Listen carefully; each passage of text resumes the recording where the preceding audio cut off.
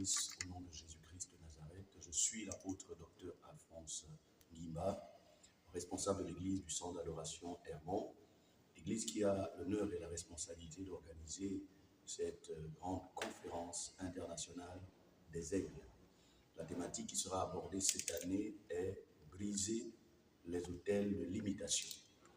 Depuis 2018, nous organisons cette conférence au fin de relever le niveau spirituel des églises locales afin de se hisser au niveau justement du corps de Christ qui impacte sa génération, qui influence positivement les nations et qui apporte la lumière et le sel dont parle le Seigneur Jésus-Christ quand il a dit « Une ville située sur une montagne ne peut être cachée et on n'allume pas une lampe pour la mettre sous la table. » Vous comprendrez que l'Église ne se limite pas qu'à des homélies s'adressant aux fidèles pour amener les uns les autres à améliorer leur comportement, mais l'Église a aussi un message pour le développement, pour l'harmonie et la transformation des nations.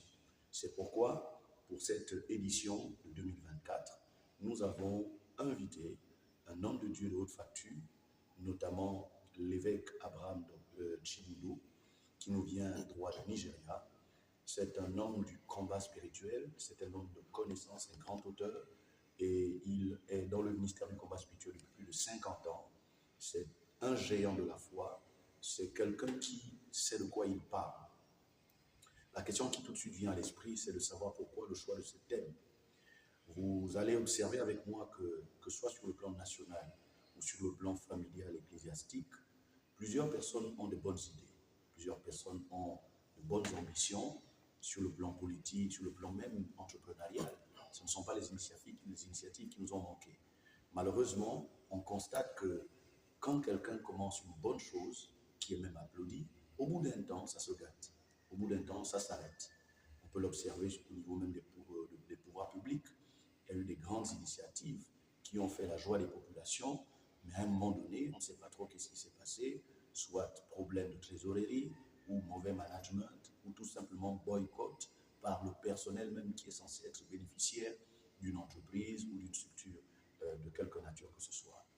Tout ceci démontre la symptomatique des autels de l'imitation.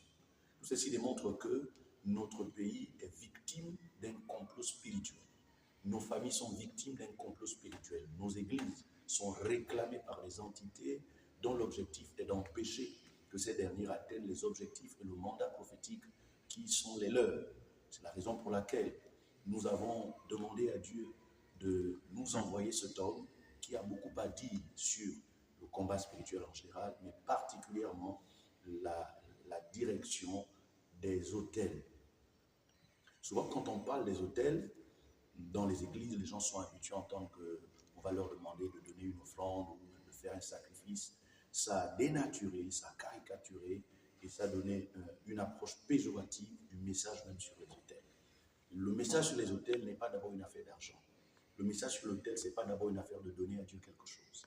C'est d'abord ce que j'appelle un examen à froid des prérequis, de ce qu'est notre famille, de ce qu'est l'histoire de notre quartier, l'histoire de notre tribu, l'histoire de notre village, l'histoire de notre nation.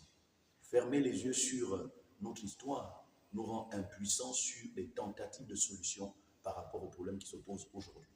C'est la raison pour laquelle nous voulons abondamment expliquer ce que sont les autels, comment est-ce qu'ils opèrent, comment est-ce que les autels réclament les personnes qui ont un niveau intellectuel enviable. Vous pouvez être docteur, professeur agrégé, grand médecin, grand chirurgien, mais vous êtes réclamé par des autels.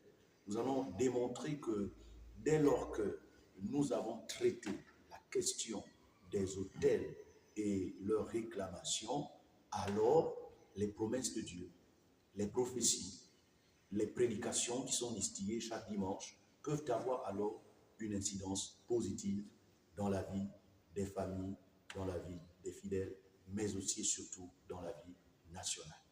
C'est donc autour de ce sujet, de ce thème, que nous vous invitons massivement dès ce mercredi à partir de 17h00 à l'auditorium du centre d'adoration Hermon, d'où je me tiens, où nous faisons ce point de presse, pour vous dire que vous avez là l'opportunité d'augmenter pas seulement vos savoirs, mais votre maîtrise du sujet sur les autels.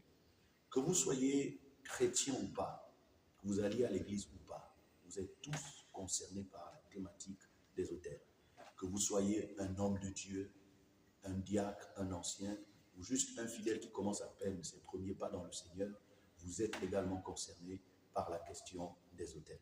J'aimerais donc vous souhaiter de trouver le temps nécessaire.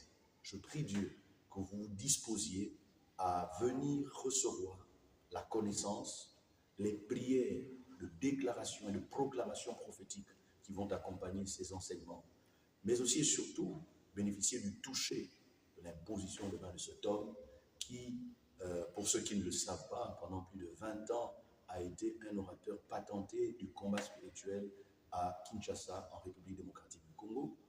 Un orateur qui fait le monde entier. Je crois que toutes les 2 semaines, il est dans un pays du monde entier.